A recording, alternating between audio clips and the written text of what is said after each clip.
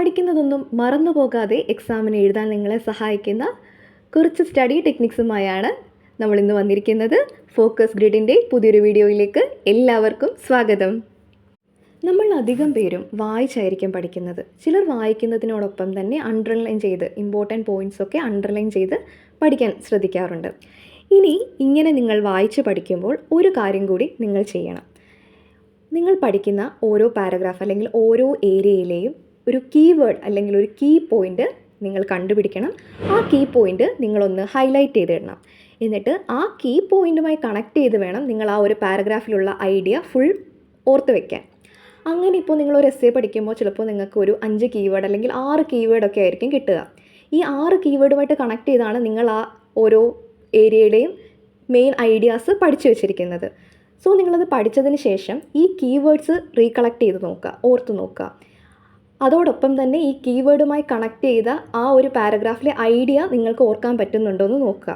ഇത് നിങ്ങളൊന്ന് ട്രൈ ചെയ്ത് നോക്കണം. വളരെ എഫക്റ്റീവ് ആയിട്ടുള്ളൊരു ടെക്നിക്കാണ്. ഇതിൻ്റെ ഒരു അഡ്വാൻറ്റേജ് എന്താണെന്ന് വെച്ചാൽ ഈ ക്വസ്റ്റ്യൻ ഇപ്പോൾ എക്സാമിന് ചോദിക്കുകയാണെങ്കിൽ ഈ 6 കീവേഡ് നിങ്ങളുടെ മൈൻഡിലുണ്ടെങ്കിൽ ആ കീവേഡുമായി കണക്ട് ചെയ്ത് നിങ്ങൾ പഠിച്ച മുഴുവൻ കാര്യങ്ങളും നിങ്ങൾക്ക് എഴുതാൻ പറ്റും. ഒരു പോയിൻ്റ് പോലും വിട്ടുപോകാതെ എഴുതാൻ പറ്റും എന്നുള്ളതാണ് ഇതിൻ്റെ ഏറ്റവും വലിയ അഡ്വാൻറ്റേജ്. നിങ്ങൾ എന്തായാലും ട്രൈ ചെയ്ത് നോക്കണം.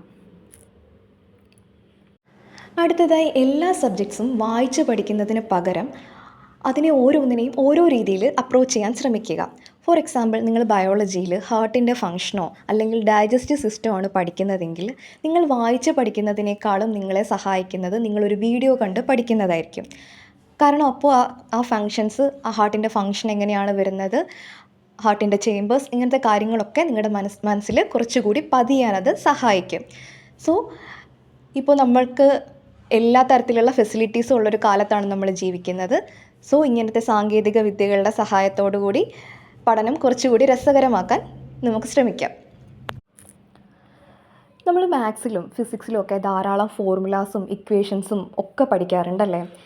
ഈ ഇക്വേഷൻസും ഫോർമുലാസും ഒക്കെ പഠിക്കുമ്പോൾ നിങ്ങളൊരു ചെറിയ ഫോർമുല ബുക്ക് അല്ലെങ്കിൽ ഒരു ഇക്വേഷൻ ബുക്ക് ഓരോ സബ്ജക്റ്റിനും സെറ്റ് ചെയ്ത് വെക്കുന്നത് വളരെ നല്ലതാണ്. ഒരു പോക്കറ്റ് ഡിക്ഷണറിയുടെ സൈസുള്ള ബുക്കൊക്കെ മതി. അത് വേണമെങ്കിൽ നിങ്ങൾക്ക് ക്രാഫ്റ്റൊക്കെ ചെയ്ത് പേപ്പർ വെച്ചിട്ട് നിങ്ങൾക്ക് തന്നെ ഉണ്ടാക്കാം. അതൊക്കെ പഠിക്കുന്നതിനിടയിലുള്ള ഒരു ലെഷർ ആക്ടിവിറ്റി പോലെയൊക്കെ നിങ്ങൾക്ക് അങ്ങനെയൊക്കെ ചെയ്യാം. എന്തായാലും അങ്ങനെ ഒരു ബുക്ക് സെറ്റ് ചെയ്യുക. ആ ബുക്കിൽ ചാപ്റ്റർ വൈസ് നിങ്ങൾ പഠിച്ചിട്ടുള്ള ഇക്വേഷൻസും ഫോർമുലാസും കൃത്യമായി എഴുതി വെക്കുക. ഇതിൻ്റെ ഒരു അഡ്വാൻറ്റേജ് എന്താണെന്ന് വെച്ചാൽ എക്സാമിന് തൊട്ട് മുമ്പ് നിങ്ങൾക്കൊന്ന് റിവൈസ് ചെയ്യണമെന്ന് തോന്നുകയാണെങ്കിൽ നിങ്ങൾ നോട്ട്ബുക്കിൽ കിടക്കുന്ന ഓരോ ഇക്വേഷൻസും പേജസും ഒന്നും തപ്പിപ്പോകേണ്ട ആവശ്യമില്ല. നിങ്ങളുടെ ഫോർമുല ബുക്കിൽ എല്ലാ ഇക്വേഷൻസും ഉണ്ടാകും. അതുമാത്രമല്ല, ഇത് വളരെ ചെറിയ ബുക്കാണ്. ഇത് റിവൈസ് ചെയ്യാനായിട്ട് ഒരു 5 മിനിറ്റ് പോലും വേണ്ടി വരില്ല. അതുകൊണ്ട് തന്നെ നിങ്ങൾക്കിത് ഇടയ്ക്കിടയ്ക്ക് നോക്കാനും വളരെ എളുപ്പമായിരിക്കും.